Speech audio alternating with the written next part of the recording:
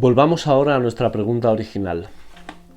¿Por qué una persona compraría un medicamento para su perro y se lo suministraría con todo cuidado, pero no haría lo mismo para ella misma? Ahora ya tienes la respuesta, gracias a uno de los textos fundacionales de la humanidad.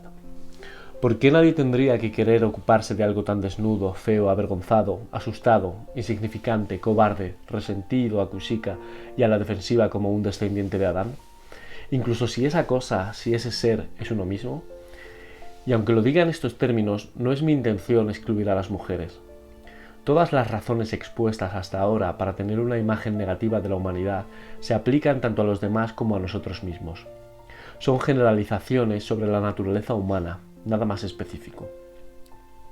Pero tú te conoces mejor que nadie. Eres una persona bastante mala y otros saben que es así. Pero solo tú conoces el repertorio completo de tus faltas secretas, tus carencias y tus ineptitudes. Nadie se sabe mejor que tú todos los defectos que acumulan tu mente y tu cuerpo. Nadie cuenta con más razones para despreciarte, para conocer tu patetismo, así que confiscándote algo que puede hacerte bien, te puedes castigar por todos tus fracasos. Un perro, un inocente e inofensivo perro, carente de cualquier conciencia de sí mismo, es con toda seguridad más digno de atenciones. Pero si todavía no te has convencido, consideremos otro asunto vital. El orden, el caos, la vida, la muerte, el pecado, la vista, el trabajo y el sufrimiento. Todo esto no les basta a los autores del Génesis, ni tampoco a la propia humanidad. La historia continúa con toda su catástrofe y tragedia, y sus protagonistas, es decir, nosotros, tienen que asumir otro doloroso despertar. Se nos condena ahora a contemplar la propia moralidad. El bien y el mal. Una vez que tienen los ojos abiertos, Adán y Eva no solo advierten su desnudez y la necesidad de trabajar, también descubren el bien y el mal. La serpiente dice, respecto del árbol, Dios sabe que el día en que comáis de él se os abrirán los ojos y seréis como Dios en el conocimiento del bien y el mal. ¿Qué querría decir? ¿Qué puede haber quedado por explorar y entender después de la inmensidad del terreno recorrido? Bueno, el mero contexto nos indica que algo tiene que ver con jardines, serpientes, desobediencia, fruta, sexualidad y desnudez. Y fue esta última cosa, la desnudez, la que acabó dándome la pista, pero me costó años. Los perros son depredadores, al igual que los gatos. Matan criaturas y se las comen. No es algo particularmente bonito, pero los adoptamos igual como mascotas. Nos ocupamos de ellos y les damos sus medicinas cuando están enfermos. ¿Por qué? Son depredadores, pero es su naturaleza. No se trata de algo de lo que sean responsables. Tienen hambre, no es que sean malos. No poseen la lucidez, la creatividad y sobre todo la conciencia de uno mismo necesarias para la refinada crueldad humana. ¿Por qué no? Es sencillo. Contrariamente a nosotros, los depredadores no tienen comprensión alguna de su debilidad fundamental, de su vulnerabilidad fundamental, de su subyugación al dolor y a la muerte. Pero nosotros sí sabemos con toda exactitud cómo y dónde se nos puede hacer daño y por qué. Esa es una buena definición de la consciencia de uno mismo. Somos conscientes de nuestra indefensión, de nuestra finitud y de nuestra mortalidad. Podemos sentir dolor, desprecio por nosotros mismos, vergüenza, terror y lo sabemos. Sabemos lo que nos hace sufrir, sabemos cómo se nos puede infligir dolor y sufrimiento, lo que implica que también sabemos infligírselo a otros. Sabemos cómo somos cuando estamos desnudos y cómo se puede explotar esa desnudez, lo que implica que sabemos cómo son los otros cuando están desnudos y cómo se puede explotar su desnudez. Podemos aterrar a otras personas de forma consciente, podemos hacerles daño y humillarlas por defectos que entendemos perfectamente, podemos torturarlas literalmente, despacio, de forma creativa y terrible. Esto va mucho más allá de la depredación, es un salto cualitativo en comprensión, es un cataclismo tan grande como el desarrollo de la conciencia de uno mismo. Es la entrada al conocimiento del bien y del mal en el mundo, es una segunda herida que sigue sangrando en la estructura de la existencia. Es la transformación del propio ser en una empresa moral, la consecuencia del desarrollo de la sofisticada conciencia de nosotros mismos. Tan solo el ser humano podía concebir el potro de torturas, la doncella de hierro y el aplastapulgares. Tan solo el ser humano hará sufrir únicamente por el gusto de hacer sufrir.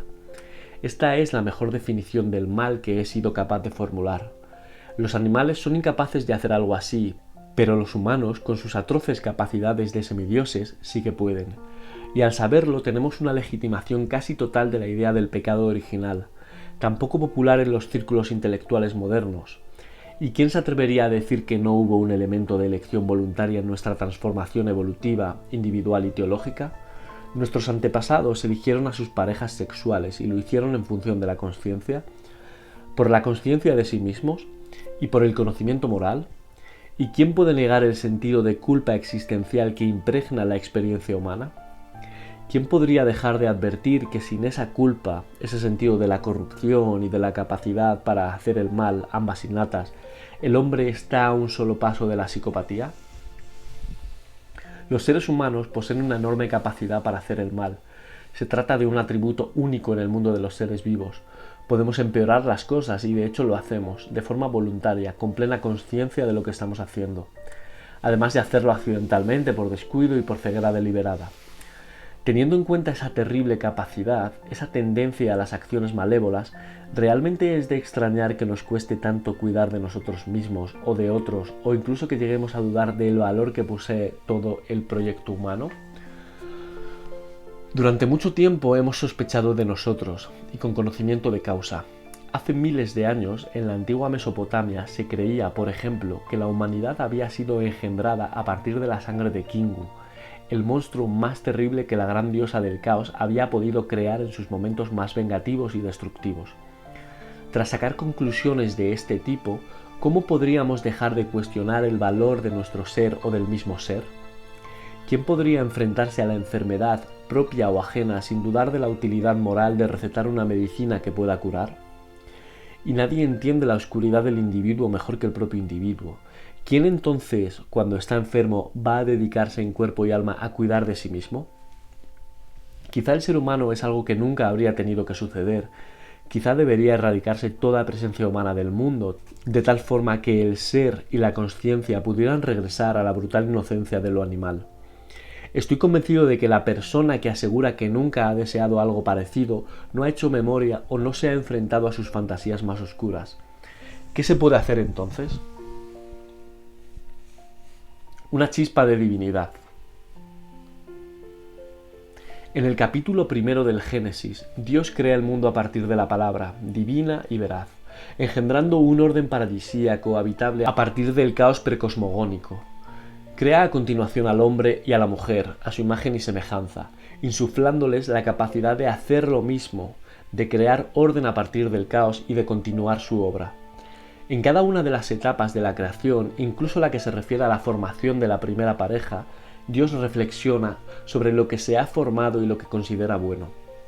La yuxtaposición, por un lado, del primer capítulo del Génesis y de los dos siguientes, produce una secuencia narrativa de una profundidad casi insufrible. La moraleja del inicio del Génesis es que el ser creado a partir de la palabra verdadera es bueno. Esto es cierto respecto al propio hombre antes de su separación de Dios. Toda esta bondad se interrumpe bruscamente con los sucesos de la caída, junto a los de Caín y Abel, el diluvio y la Torre de Babel, pero conservamos algún indicio del estado prelapsario, anterior a ella. De alguna forma recordamos, mantenemos una nostalgia eterna por la inocencia infantil, el ser divino e inconsciente de lo animal y el bosque primigenio, intacto con aspecto de catedral. Son cosas que nos relajan y que adoramos, incluso si nos autoproclamamos ecologistas ateos del tipo más hostil hacia el género humano. El estado original de la naturaleza, concebido de esta forma, es paradisíaco, pero ya no formamos una unión con Dios y la naturaleza, y no hay ninguna forma fácil de volver atrás. El hombre y la mujer originales, que existían en unidad indivisible con su creador, no eran conscientes, ni mucho menos conscientes de sí mismos. No tenían los ojos abiertos. A pesar de su perfección, eran menos, no más, que sus sucesores después de la caída. Su bondad era algo que se les había atribuido, nada que hubiesen merecido ni que se hubieran ganado. No tuvieron que elegir nada, y Dios sabe que eso es más fácil. Pero quizá no es mejor que una bondad que se ha ganado de forma genuina. Quizá, hasta en cierto sentido cósmico, asumiendo que la propia consciencia es un fenómeno de significancia cósmica, el libre albedrío cuenta. Pero ¿quién puede hablar con seguridad de este tipo de cosas? Sea como sea, me niego a dar carpetazo a estos temas simplemente porque son complicados. Así que propongo lo siguiente. Quizá no es simplemente la aparición de la conciencia de uno mismo y el desarrollo de nuestro conocimiento moral de la muerte y la caída del hombre lo que nos asedia y nos hace dudar de nuestro propio valor. Quizás se trata en realidad de nuestra negativa a caminar junto a Dios, como Adán cuando se esconde por vergüenza, a pesar de nuestra fragilidad y nuestra inclinación hacia el mal. Perfecto, perfecto.